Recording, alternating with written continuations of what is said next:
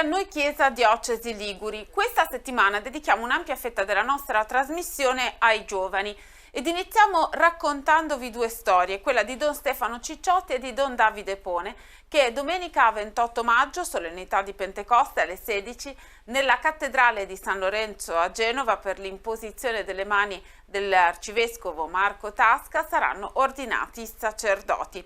Ascoltiamo la loro storia nei servizi, nelle interviste realizzate da Alberto Macchiavello.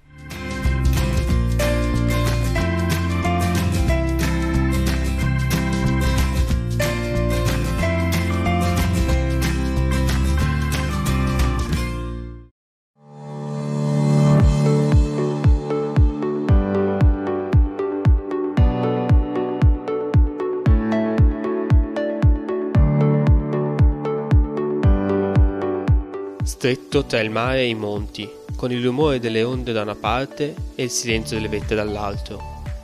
È il quartiere di Pegli, al centro del quale si trova la parrocchia dell'Immacolata, dove da circa un anno Don Stefano Cicciotti svolge il suo servizio come diacono insieme al parroco Don Corrado Franzoia. Diventerà sacerdote domenica 28 maggio 2023 e lasciamo che sia lui a raccontarci come è nata questa vocazione. Don Stefano, il 28 maggio diventerai sacerdote. Come sei arrivato in seminario? Dovessi dire una cosa, sono arrivato in seminario non prontissimo per entrare in seminario. Una cosa che mi hanno accompagnato molto i miei in questo, perché il desiderio era grande e io ero un po' piccolo e quindi loro si sono fatti forza e insomma è stato un percorso insieme. Quindi sono arrivato in seminario a 19 anni e poi piano piano sono cresciuto lungo questo percorso, sì. L'abbiamo accolta con molta gioia, sicuramente, con gratitudine. Allo stesso tempo il mio pensiero più grande era che fosse una scelta libera. Quindi sicuramente ci sono state anche molte chiacchiere, molti discorsi, però una volta appurato che quella era veramente una sua scelta libera, ne siamo stati gioiosi. Non potevamo contraddirci in quello che era stata la nostra vita fino a quel momento. Noi abbiamo vissuto praticamente qua in parrocchia facendo gruppi, animatori, tutto quanto. E quindi quando è venuta fuori questa sorpresa, che poi tanto sorpresa non è stata, abbiamo assolutamente accettato con gioia. Per me è stata una cosa così naturale e conseguente a tutto il percorso che ha fatto prima, che non mi sono mai meravigliata più di tanto di questa scelta, forse anche perché ero piccolina, quindi non mi facevo tantissime domande.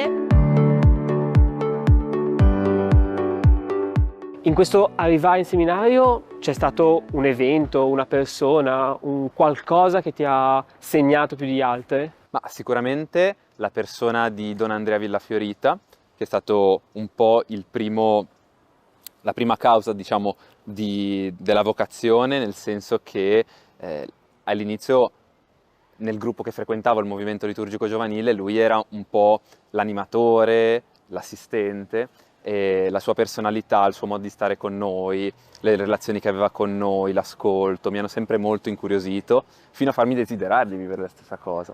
Poi quindi un po' accompagnato da lui e anche da altri sacerdoti mi sono avvicinato al seminario ed eccoci qua. È stato sicuramente anche per noi un momento di crescita. Tanto l'abbiamo visto crescere e maturare molto dal punto di vista personale, oltre che dal punto di vista spirituale. È stato bello, ne siamo felici. Abbiamo imparato a seguirlo, anche se non così direttamente fianco a fianco, però nella preghiera e approfittando di tutte le occasioni che si presentavano. È stato bello poter frequentare e seguirlo nei suoi momenti di apertura in seminario, quindi le cene, gli incontri vari che proponevano. È stato curioso, mi ha permesso di conoscere un mondo che credo che non avrei mai conosciuto se lui non avesse fatto questa scelta. Quindi sei entrato in seminario, hai vissuto 5 anni, 6 anni in seminario, era tutto come ti aspettavi o è stata tutta una scoperta? Allora, diciamo che non sapevo cosa aspettarmi, perché il seminario, per quanto uno possa conoscerlo bene, poi lo vedi da fuori, lo vedi a luce nella notte, lo vedi in queste situazioni un po' così, però non sai che cosa si vive. E quindi è stata tutta una scoperta. Io devo dire che non sono entrato subito perché appena prima di entrare mi sono spaventato. E allora mi sono fermato un attimo, poi consigliato dal padre spirituale, mi ha detto, vabbè, ma tu ci hai pregato tanto, ci hai pensato tanto, ora nel senso, fai questo passo. Ho fatto il passo, quindi gli altri miei compagni erano già tutti lì che mi aspettavano, poi sono arrivato, grande festa, eccetera, finalmente, e inizialmente no, eccitatissimo, però poi in effetti ti guardi un po' intorno e dici, io non sapevo cosa aspettarmi, inizi a fare i conti, dire, non so, e poi lo scopri, è una realtà tutta, un po' un pacchetto regalo, no? Quando apri vedi. Stefano l'ho conosciuto che lui era già in seminario, in particolare l'ho conosciuto per via delle giornate del seminario che avevano fatto nella mia parrocchia, dove per 2 anni consecutivi era venuto Stefano a fare la sua testimonianza. Quando poi sono entrato, anche lui quindi un volto abbastanza noto, sebbene anche un po' più grande e anche un po' più avanti nel percorso rispetto a me, abbiamo instaurato davvero un bel rapporto, una bella amicizia che continua ancora oggi, dove Stefano già da qualche anno vive il suo ministero, il suo servizio in parrocchia.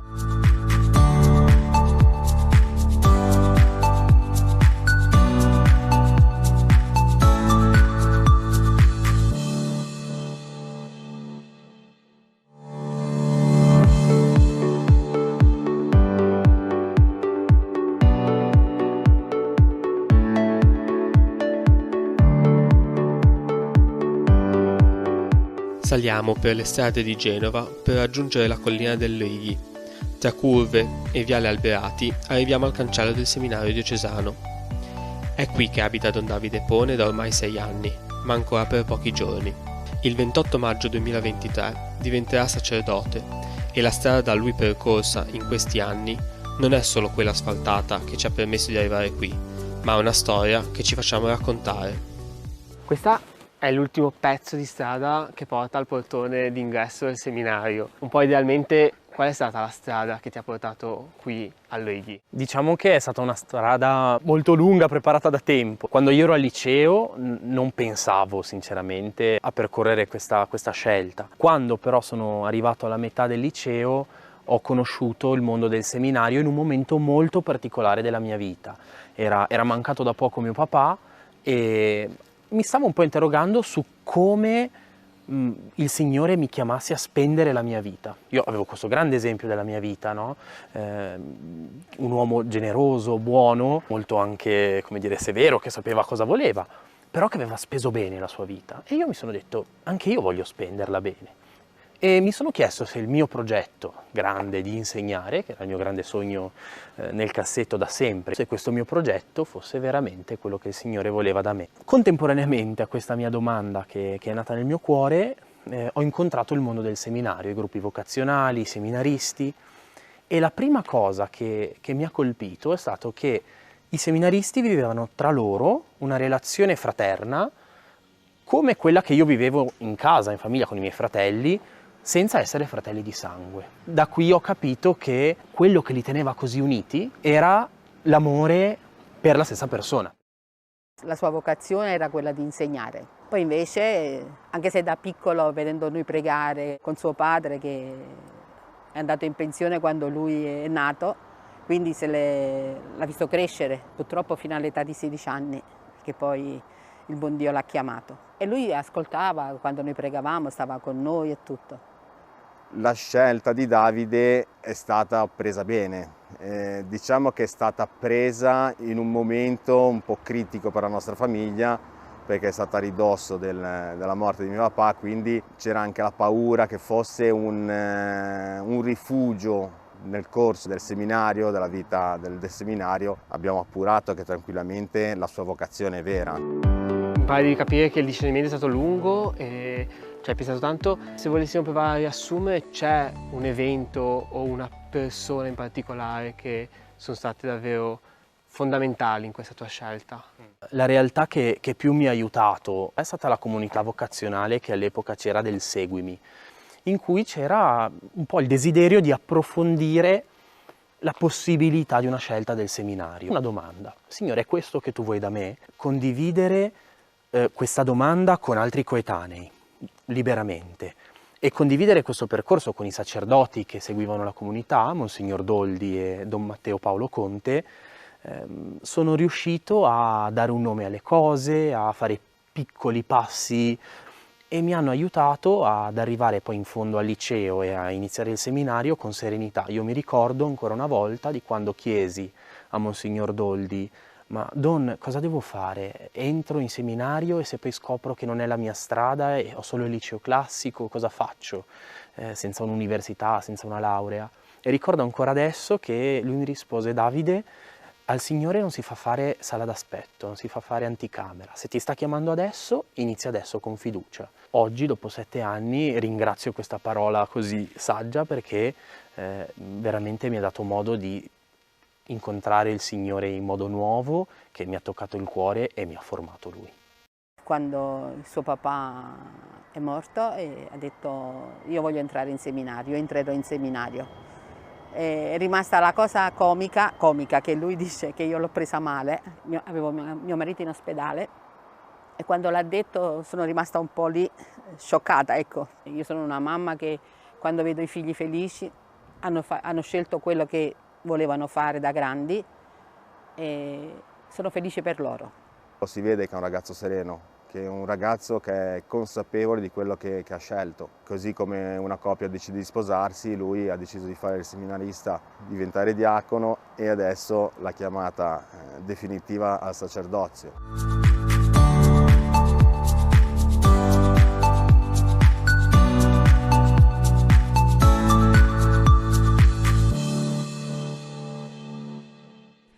Continuiamo a parlare di giovani e restiamo a Genova per raccontarvi però un'esperienza molto particolare, quella della Notte Bianca della Fede, una iniziativa dell'Arcidiocesi di Milano che viene proposta ogni anno alle ragazze e ai ragazzi che seguono un percorso di fede negli oratori ambrosiani e che ogni anno vivono questo appuntamento in una diversa città. Quest'anno è stata scelta Genova. Le persone che sono state invitate a questo appuntamento erano circa 1500, pensate, hanno affollato il porto antico di Genova per un incontro con padre Marco Tasca, l'arcivescovo della città, e poi hanno vissuto la notte in preghiera con momenti di incontro, di formazione, di riflessione e appunto di preghiera proprio nel centro storico genovese, per concludere questa esperienza con la Santa Messa celebrata nella cattedrale di San Lorenzo. Vediamo questa sintesi che abbiamo preparato.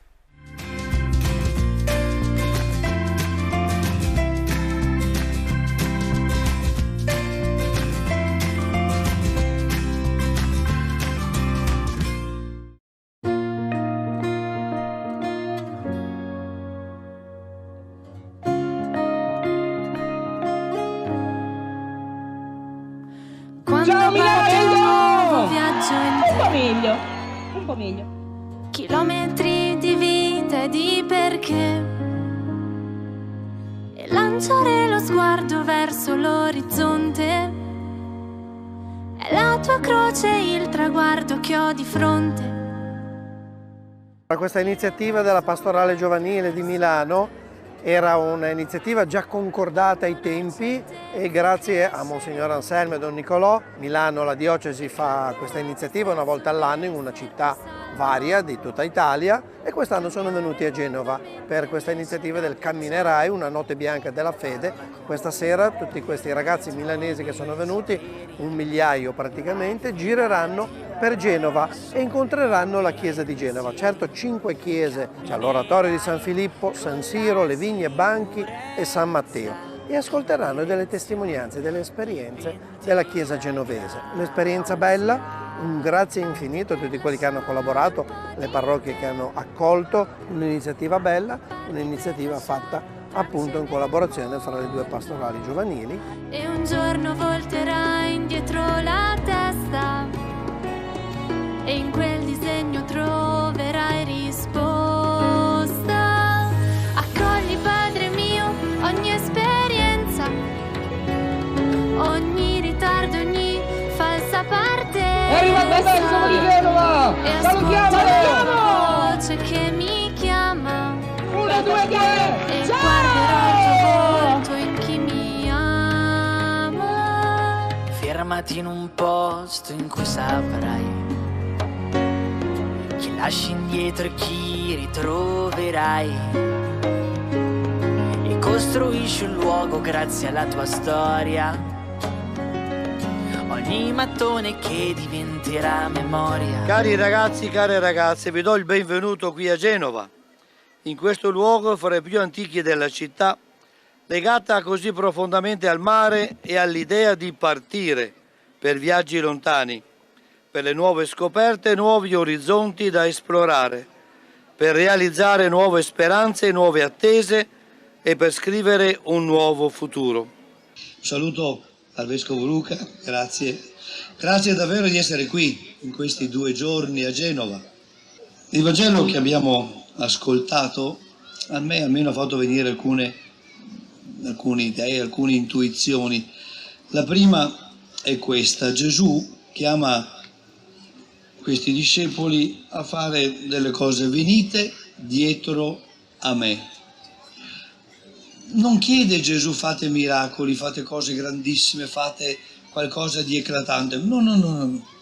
Assolutamente nessuna cosa eclatante. Venite dietro a me. È davvero il tema che avete scelto, camminerai. Magari uno può pensare adesso mi metto io a camminare, che è vero, mi metto io, sì. Forse la cosa più bella un po' è quello di dire venite dietro a me, cioè io devo seguire una persona. Chi di voi è amante della montagna sa benissimo com'è. Nella neve, quando c'era, adesso è un po' più faticoso trovarla, c'è sempre qualcuno che fa i primi passi e normalmente si seguono le orme. E allora è bello dire sì, Signore, io ti chiedo la grazia di camminare. Qui a Genova pare magari più di partire. Questa città ha una grandissima storia di gente che è partita, di gente che ha avuto fantasia, di gente che ha avuto coraggio, intraprendenza, che si è fidata. Ed è una storia molto bella. Il camminare indica e implica proprio questo: venite dietro a me, fidatevi di me. Credo che sia veramente bello questa sera il ridirci e il ridire alle persone, vedete, che stanno passando, che vale la pena fidarsi del Signore. Sì, non vogliamo fare miracoli, ma vale la pena. Siamo contenti di fidarci del Signore, questo ci basta. Poi c'è un secondo pensiero che mi ha colpito: vi farò diventare pescatori di uomini. Ma che cosa vuol dire diventare pescatori di uomini? A me piace molto questa idea che l'uomo non è fatto per stare nel mare, nel senso andare a fare le vacanze va anche bene, ma non è un pesce, è nell'acqua, quindi l'uomo muore. Gesù ci invia per dire siate pescatori di uomini, tirate fuori gli uomini e le donne da tutto quello che gli impedisce di vivere, di essere contenti, di essere felici, di sentire che vale la pena. Oggi nel Vangelo che abbiamo ascoltato di Giovanni, l'ultimo versetto è un versetto bellissimo, a me affascina ascoltare quel versetto. Io sono venuto, dice Gesù, perché abbiate la vita e l'abbiate in abbondanza. Qualcuno confonde la vita cristiana con una serie di permessi o di non permessi. Anche no, proprio anche no. Io sono venuto, dice Gesù, perché abbiate la vita e l'abbiate in abbondanza. Ed è questo che oggi siamo chiamati ad annunciare tutti insieme, ad essere pescatori di uomini, a dire guarda, il Signore ti vuole bene, si prende cura di te, è insieme con te, vuole camminare con te. E oggi quanto è importante questo. Quanti ragazzi anche della vostra età stanno sperimentando la fatica di essere contenti, la fatica di gioire, la fatica di dire voglio vivere bene, voglio davvero avere, come dice Papa Francesco. Tante volte, adesso volevo fare il terzo pensiero, tante volte noi pensiamo che la vocazione, oggi anche alla giornata mondiale delle vocazioni, parta dalla domanda chi sono io? Chi sono io, la mia storia, le mie cose belle, le mie fatiche. Benissimo. Papa Francesco dice sì, questo forse è il primo step. Il secondo step è il più forte, ma per chi sono io? Per chi sono io? Dire chi sono è un lavoro di introspezione interessante, magari qualche volta anche doloroso.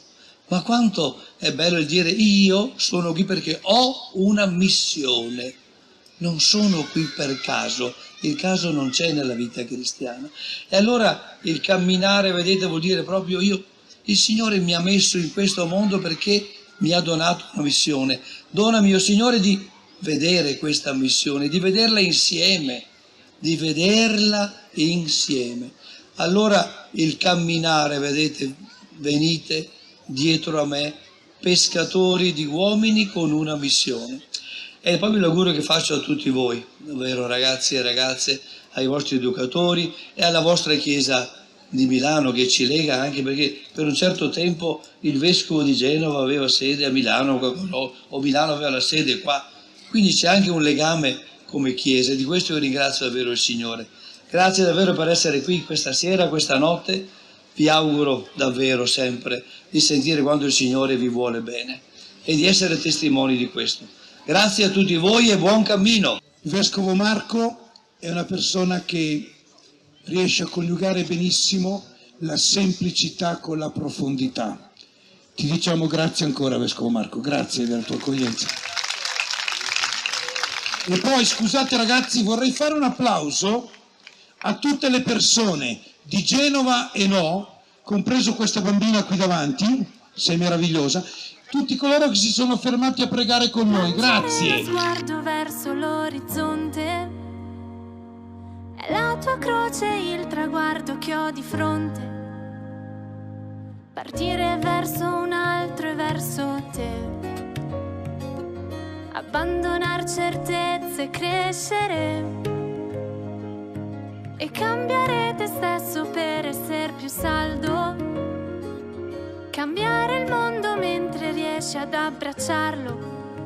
Parla con Dio dei tuoi desideri, affidati. Il titolo Camminerai è sicuramente un incoraggiamento, un invito rivolto ai nostri adolescenti a riprendere il cammino, continuare il cammino e andare avanti, non avere paura. Siamo a Genova, il luogo delle partenze, siamo in riva al mare, ci vengono in mente tante pagine del Vangelo, no?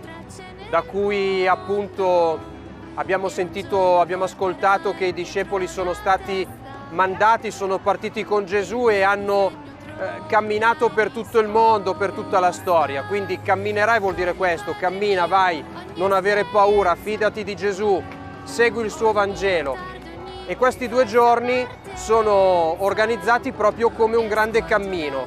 I nostri adolescenti attraverseranno le stradine strette di Genova e scopriranno tante storie di vita che gli daranno forza e coraggio per riprendere il cammino, per ritornare a Milano e infiammare di vita, di gioia, di entusiasmo i loro coetanei nei loro oratori. Il significato di questi 2 giorni di quasi 1 migliaio di adolescenti della diocesi di Milano qui a Genova ha un significato importante. La bellezza di una serata come questa sta nell'incontrare delle testimonianze di fede e di carità in una città. Ci è sembrato bello uscire da Milano, trovare una città come Genova e incontrare anche qui testimonianze di fede nella notte. La notte bianca degli adolescenti si intitola appunto questa iniziativa. Ecco, nella notte incontrare persone significative, come delle luci che si accendono sul cammino, anche qui a Genova. Abbiamo scelto Genova perché Genova, caspita, oltre che essere una bellissima città e quindi di dare la possibilità ai nostri adolescenti di visitare una città meravigliosa, è anche la città di una chiesa che si affaccia sul mare, una città importante. Il titolo di questa notte bianca è Camminerai. Da qui è partito in cammino, ad esempio, un tizio, mi sembra Cristoforo Colombo, che poi ha scoperto qualcosa di importante, mi sembra. Ecco, l'invito è che gli adolescenti, i nostri adolescenti, tutti questi ragazzi da Genova possano ripartire con la voglia di scoprire delle mete grandi, a incominciare da qualcuno, non da qualcosa, che è Gesù Cristo, che è la vera meta del loro cammino. E ascolto la tua voce che mi chiama e troverò il tuo volto in chi mi ama. E ascolto la tua voce che mi chiama e troverò il tuo volto in chi mi ama. La diocesi di Chiavari ospiterà dal 28 al 31 di agosto la settimana liturgica nazionale, giunta quest'anno alla sua 73esima edizione e che ritorna appunto quest'anno in presenza dopo lo stop e poi le restrizioni che sono state imposte dalla pandemia. A Chiavari appunto alla fine di agosto si terranno momenti di incontro, di formazione, di celebrazione che saranno per lo più ospitati, ma non solo, dalla cattedrale chiavarese di Nostra Signora dell'Orto. Al centro di tutto questo ci sarà il tema della liturgia e della bellezza della liturgia. Monsignor Claudio Magnago, arcivescovo di Catanzaro, ha raggiunto la nostra diocesi per preparare questo appuntamento. Monsignor Magnago è il presidente del Centro di Azione Liturgica che sta organizzando questo appuntamento. Monsignor Magnago ha incontrato i fedeli della diocesi di Chiavari per un momento di riflessione incentrato sul tema della celebrazione e della custodia della sua bellezza. Lo abbiamo intervistato.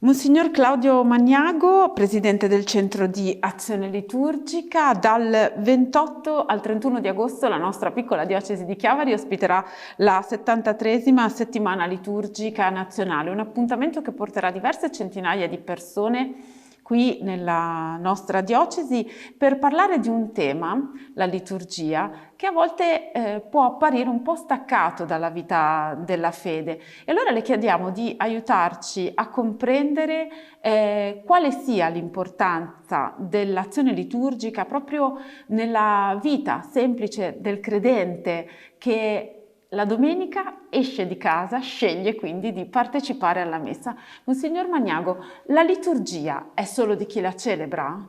Assolutamente no, e di questo siamo debitori al Concilio Vaticano II, che è stato un momento di svolta per la Chiesa sotto tanti aspetti, in cui ha rilanciato tutta l'attività pastorale di tutta la Chiesa. E fra le grandi riscoperte c'è anche quello di una liturgia che non è assolutamente appannaggio del clero, cioè di chi la celebra come chi la presiede, quanto piuttosto è azione di tutta la Chiesa.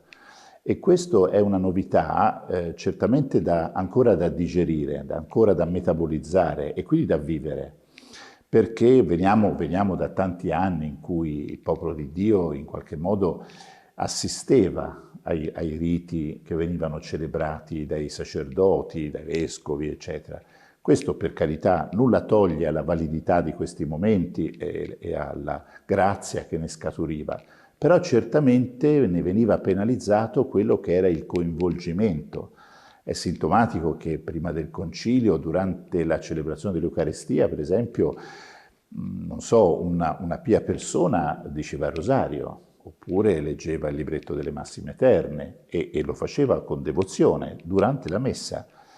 Questo oppure non si faceva la comunione, per esempio, o la si faceva dopo la messa, per esempio. Quindi tutti atteggiamenti, ripeto, che nulla tolgono al fatto che Dio ha fatto grandi meraviglie e ha condotto la sua Chiesa seminandola di tanti santi, ma di fatto nella vita della Chiesa non si gustava, non si godeva pienamente quello che il Signore ci ha consegnato, perché poi noi abbiamo l'ardire di dire che quello che stiamo celebrando è quello che vuole il Signore.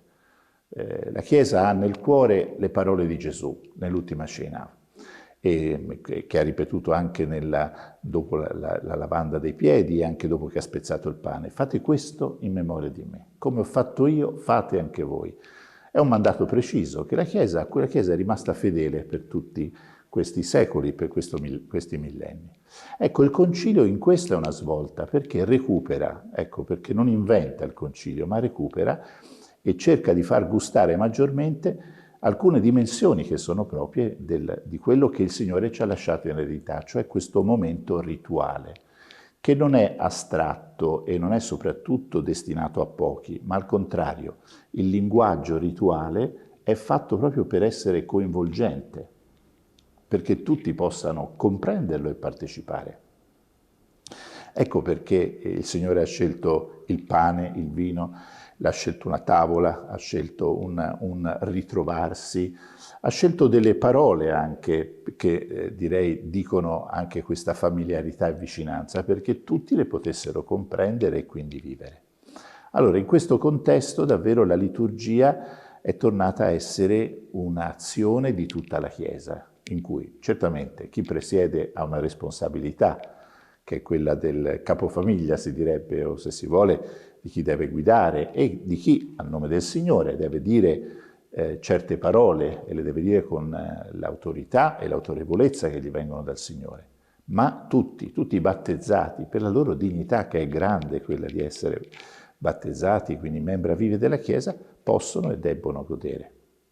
Il centro di azione liturgica, e dal Concilio in poi in un modo particolare, cerca proprio di portare, di coinvolgere le diocesi, ecco perché è itinerante, ogni anno cambia meta e coinvolge diocesi diverse, proprio per aiutare sempre di più e sempre meglio tutti, sacerdoti, religiosi e religiose, laici, uomini e donne, seminaristi, a capire e comprendere la bellezza del nostro celebrare.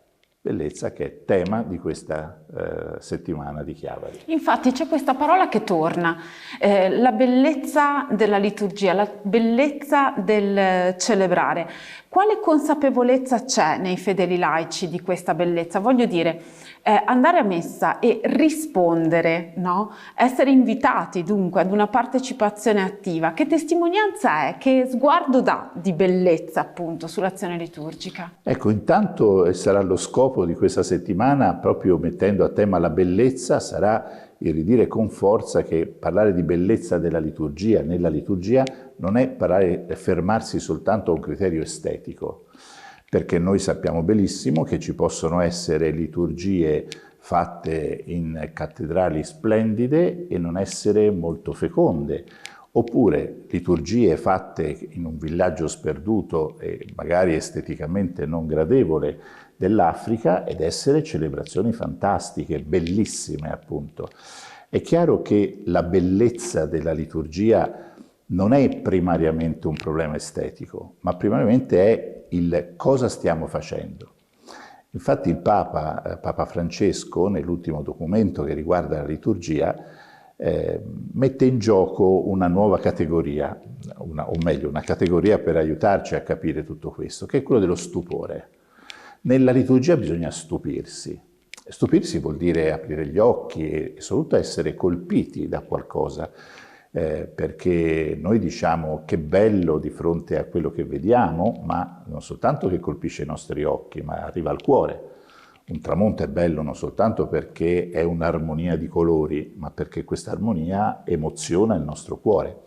Ecco, nella liturgia c'è un qualcosa di bello che noi dobbiamo scoprire, e questa è la presenza di Gesù. È proprio Lui bello. È interessante per esempio che nelle nostre celebrazioni troneggia sempre il crocifisso, che umanamente parlando non è una cosa bella.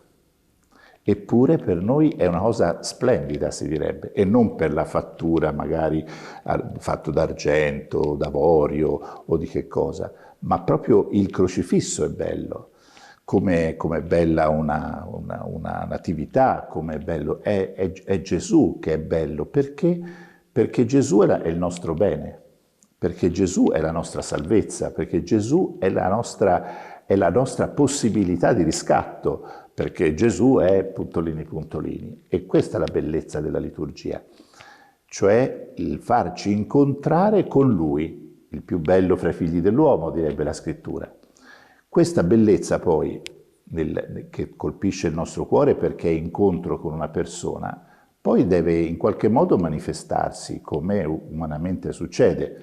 Un incontro con una persona cara emoziona, ma poi ha bisogno di una ritualità. La si accoglie una persona, la si fa parlare, la si mette a proprio agio, e con segni sensibili si comunica questa emozione che provoca in noi. Ecco che le nostre liturgie devono essere belle, perché scaturiscono dall'incontro con il bello, che è proprio Gesù. Questo vuol dire quindi partecipare alla liturgia vuol dire quindi davvero esercitare la propria fede. È comprensibile che chi non crede in Gesù, chi non ha mai letto il Vangelo, chi non ha mai incontrato la sua persona, faccia fatica a stare alla messa, perché gli risulta incomprensibile, direi brutta, se non noiosa. Oppure può essere affascinato forse solo da alcuni aspetti estetici, se si suona una musica molto famosa o se si fa un canto polifonico, ma che è molto superficiale rispetto alla realtà della liturgia, che va oltre. Perché se nella liturgia è bella la Chiesa, se nella liturgia c'è cura ai particolari, se nella liturgia c'è cura ai gesti e alle parole che si dicono, è perché si manifesti colui che è al di là di quei gesti e che per noi è davvero decisivo, è la vita per noi. Capita che i laici siano chiamati a fare la lettura, a cantare, insomma, anche senza essere ministri specifici di... Ecco, come ci si prepara, come ci si accosta a questo gesto che è appunto così semplice ma che poi restituisce questa bellezza? Io credo che proprio la partecipazione alla liturgia abbia bisogno di un accostarsi in un certo modo, che innanzitutto direi ci si accosta con fede, che può sembrare scontato, uno crede... No, la fede è un esercizio, sono come gli occhi. Gli occhi vanno esercitati perché possano vedere bene le cose. E così è anche per chi partecipa alla messa. Cioè, se uno non partecipa alla liturgia con uno sguardo di fede, non può comprendere che cos'è che a un certo punto succede quando uno va e proclama un brano, che non è semplicemente una comunicazione verbale che viene fatta di un testo antico. Per noi, come diciamo alla fine della lettura, è Dio che parla. Ed è bello, il Concilio lo dice con delle frasi stupende, ogni volta che si proclama la parola di Dio nella Chiesa è Cristo stesso che annuncia il suo Vangelo. Quindi con gli occhi della fede vedo, virgolette, il Signore e mi stupisco che il Signore mi parla. E vedo nel sacerdote che spezza il pane, vedo ancora Gesù che si offre per noi. Questo è in generale il modo con cui approcciarsi alla celebrazione. Se addirittura poi sono chiamato, come lei accennava, a qualche forma di ministero, cioè di servizio, che come giustamente si dice è un servizio a che emerga questa bellezza, io direi che la preparazione è intanto la consapevolezza di quello che si va a fare. Uno viene chiamato a proclamare la parola di Dio, direi che la preparazione interiore è vado a essere strumento del Signore che parla, che non deve, come dire, stravolgere o metterci nell'imbarazzo, ma nella consapevolezza che allora dovrò farmi capire in quello che dico, che non vado semplicemente a leggere un testo come potrebbe essere un testo asettico, eccetera, ma si tratta di far sì che quelle parole possano arrivare a tutti. Ecco la preoccupazione che funzioni il microfono, che per esempio io abbia letto prima e non mi inceppi di fronte a una frase o una parola un po' difficile che può capitare. Quindi anche la preparazione diventa allora non soltanto una bella esecuzione, ma mettersi al servizio della bellezza di Gesù che parla, che è una cosa che rende viva la celebrazione e non più meccanica. Il cammino del Sinodo della Chiesa italiana è agli inizi. Però in diverse realtà diocesane si sta mettendo a tema la liturgia anche con qualche critica, no? A quelle che sono state le forme delle nostre celebrazioni fino ad oggi. Lei pensa che da questo percorso scaturirà una qualche forma appunto di riforma o qualche cambiamento? Io spero e credo vivamente che il cammino sinodale possa portarci ad avere una maggior consapevolezza di che cos'è la liturgia, perché c'è ancora tanta ignoranza al riguardo. Un'ignoranza che porta, per esempio, a diventare per certi aspetti un po' consumisti. In che senso? Il consumista è uno che usa e getta. Nella liturgia non è così, perché alla base della liturgia c'è una ritualità che è ripetizione. Nella nostra vita di tutti i giorni noi viviamo di riti, e anzi nei riti ci riconosciamo e comunichiamo. È chiaro che un marito di fronte a una moglie ha un suo modo di comunicare il bene che le vuole, e viceversa ovviamente, o verso i figli. E non è che si cambia questo, ma direi che proprio nella regolarità, nell'essere sempre così, che uno riconosce anche questa comunicazione. Anzi, ci si meraviglia, La mia povera mamma diceva, quando si usavano parole diverse per dire magari alla mamma ti voglio bene, si preoccupava, perché non sentiva più quelle parole. Sono ritualità che dicono e ci aiutano ad esprimere l'inesprimibile che abbiamo dentro. Quindi ecco, su questo ancora dobbiamo crescere e maturare, altrimenti noi cerchiamo nella liturgia solo quello che ci appare, ci fermiamo a una bellezza o presunta tale superficiale, per cui oggi abbiamo fatto un canto e domani bisogna cambiare, perché il valore del cambiamento, come può esserlo per una moda, come può esserlo appunto per una canzone che poi passa di moda. Ci sono canti nella Chiesa che hanno secoli e sono molto belli, non solo perché artisticamente anche a livello melodico, a livello sono belli, ma perché dicono una profonda verità e riconoscerla e ridirla. A Natale non si può non cantare Tu scendi dalle stelle, fa parte di una ritualità che in quel canto sempre quello è ripetuto trova l'originalità, anche la novità di ogni Natale. Ecco perché mi auguro che dal cammino sinodale venga una maggior consapevolezza di quello che abbiamo. Alla luce di questo, secondo me, sono tanti gli aspetti di novità che si potranno mettere in campo, perché un popolo più consapevole partecipa anche in modo diverso, quindi le liturgie potrebbero diventare ben più vive di quello che viviamo adesso, che spesso sono ancora troppo subite. Ma e lì non avverrà un cambiamento cambiando le formule, ma avverrà un cambiamento cambiando il nostro modo di partecipare. È interessante che nel Sinodo dei Giovani che si è celebrato, a un certo punto, parlando di liturgia, i giovani non abbiano chiesto un'altra liturgia, ma hanno chiesto una liturgia più viva. E mi sembra che questa sia la verità su cui dobbiamo lavorare. Giocare a calcio vuol dire ripetere sempre le stesse regole, ma la bellezza del calcio non sono le regole che cambiano, ma sono i giocatori che mettono in campo il loro estro, il loro talento e il loro spirito di squadra. Ecco, questo dovrebbe essere un po' lo spirito che potrebbe animare un po' di più le nostre celebrazioni in futuro. Il carisma femminile nella liturgia che valore ha? Beh, direi è importante perché ogni membro del popolo di Dio ha il suo ruolo, anzi il suo diritto e il suo dovere a partecipare alla liturgia. E qui non c'è certamente distinzione di nessun genere, anzi, perché nella partecipazione alla liturgia non c'è assolutamente nessuna distinzione di ruoli, di tutti, età, non ci sono distinzioni, perché tutti hanno la stessa dignità, come verrebbe da dire dal Papa fino all'ultimo battezzato. All'interno poi della liturgia ci sono dei ruoli, questo sì, ruoli non di potere, questo è importante, ma ruoli di servizio. Perché? Perché la liturgia possa realizzarsi, ha bisogno di essere servita, ha bisogno di persone che facciano determinate cose.